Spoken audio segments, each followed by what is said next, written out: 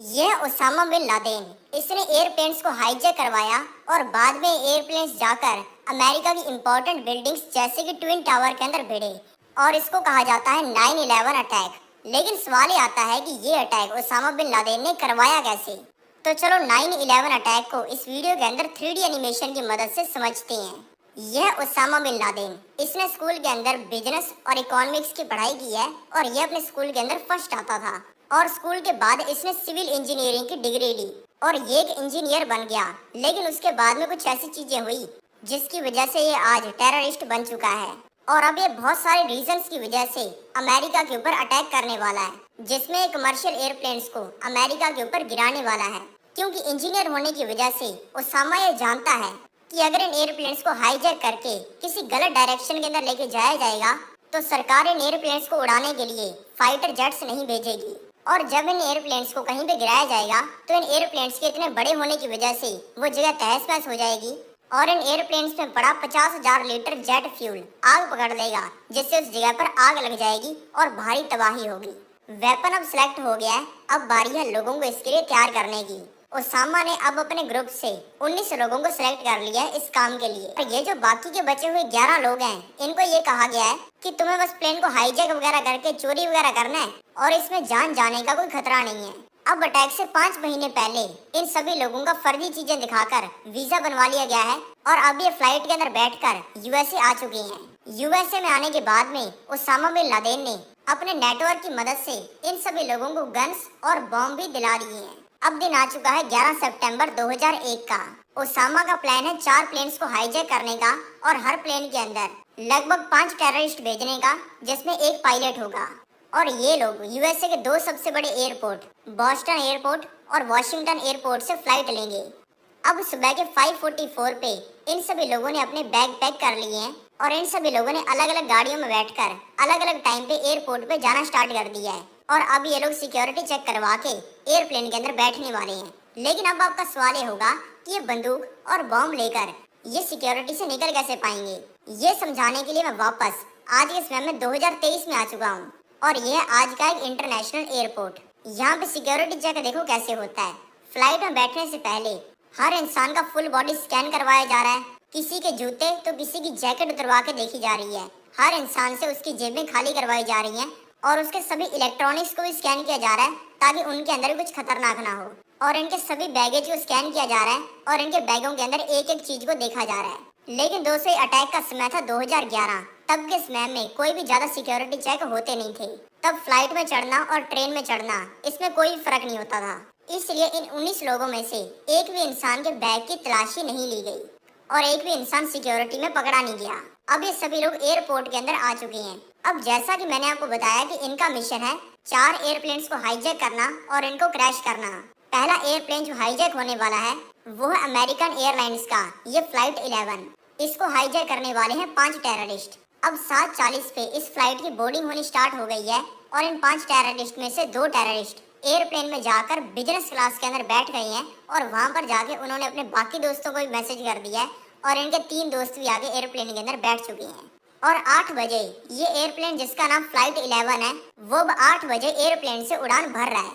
अभी अगर ये टेररिस्ट इस एयरप्लेन को हाईजैक करने की कोशिश करेंगे तो पायलट तुरंत ही इसी एयरपोर्ट के ऊपर एयरप्लेन की लैंडिंग करवा देगा और इनका सारा मिशन फेल हो जाएगा।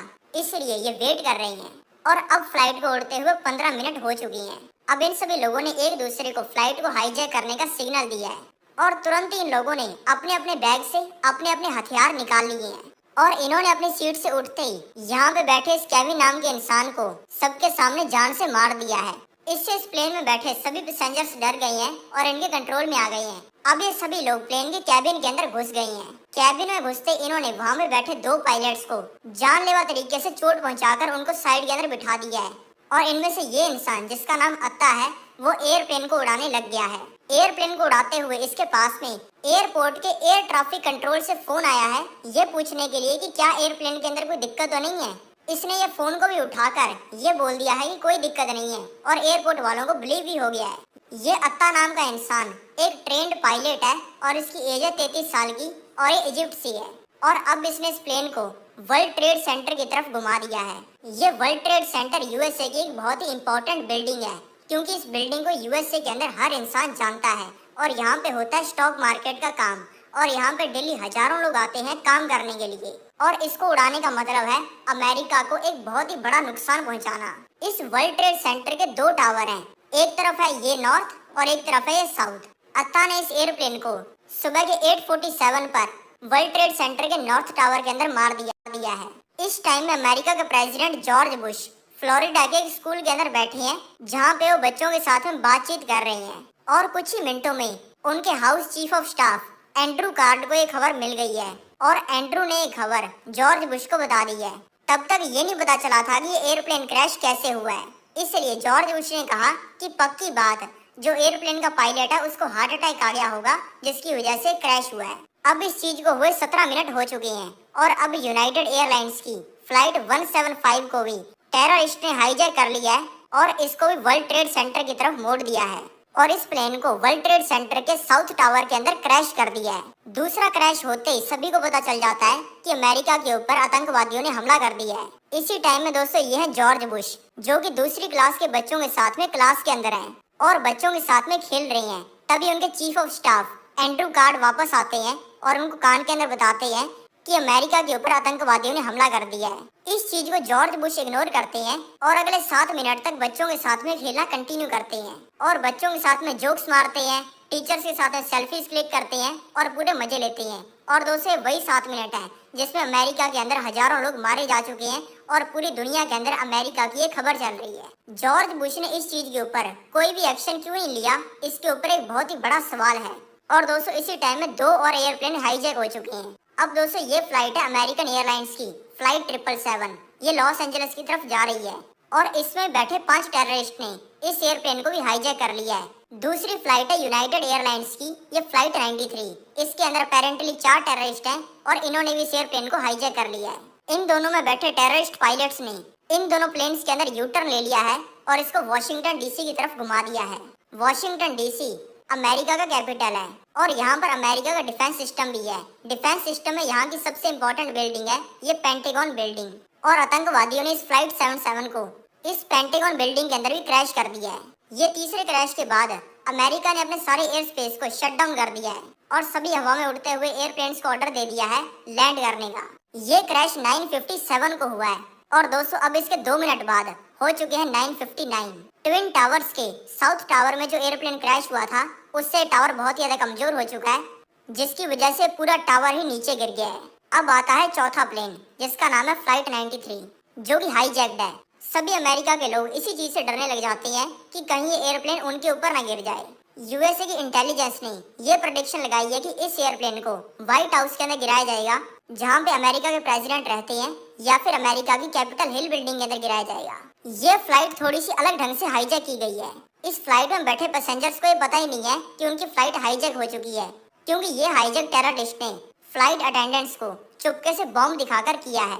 और तभी फ्लाइट में बैठे कुछ लोग अपना फोन खोलते हैं। फोन पर उन्हें मैसेज देखने को मिलते हैं अपनी फैमिली वालों के जिसमें उनकी फैमिली बताती है कि अमेरिका के अंदर 3 प्लेन क्रैश हो चुके हैं और तुम्हारा प्लेन चौथा होने वाला है जो कि अमेरिका में क्रैश करेगा। अब इन पैसेंजर्स के पास में 2 ऑप्शन है, या तो ये सभी लल्लुओं की तरह बैठे रहें और मरने का वेट करें और दूसरा ऑप्शन इनके पास में ये है कि ये उठें और टेररिस्ट का मार मार के बुरा हाल कर दें। और इन्होंने किया भी ऐसा ही। सारी जनता ने पकड़ के टेररिस्ट को धोना स्टार्ट कर दिया और मार मार के उनकी पेंट गीली कर दी और फिर इस प्लेन को क्रैश लैंड करवा दिया गया एक खेत के ऊपर और इसमें बैठे लोगों की जान बच गई। और फिर सुबह 10:24 को अब दोस्तों सुबह के 10:24 हो चुके हैं और अब ट्विन टावर्स का नॉर्थ टावर भी गिर चुका है। अब तक 3000 मौतें हो चुकी हैं और 6000 से भी ज्यादा लोग जानलेवा तरीके से इंजर हो चुके हैं। अमेरिका के सभी लोगों का कहना है कि उसामा बिन लादेन ने क्रैश करवाया है, लेकिन दोस्तों सभी के फोन पर एक वीडियो आ चुकी है जिसमें उसामा बिन लादेन कह रहा है कि मेरा इसके अंदर कोई भी हाथ नहीं है। अब दोस्तों इन सभी इंसिडेंट्स को 3 साल बीत चुके हैं और अब उसामा बिन लादेन एक वीडियो रिकॉर्ड कर रहा है जिसमें वो बता रहा है कि अमेरिका के ऊपर हमला उसने ही करवाया है।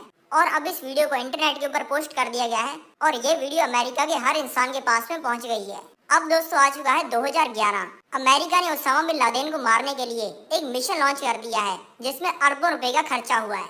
और अब इस मिशन के हिसाब से सोल्जर्स उसामा बिन लादेन के घर के अंदर घुस चुके हैं और इन्होंने उसामा बिन लादेन को जान से मार दिया है।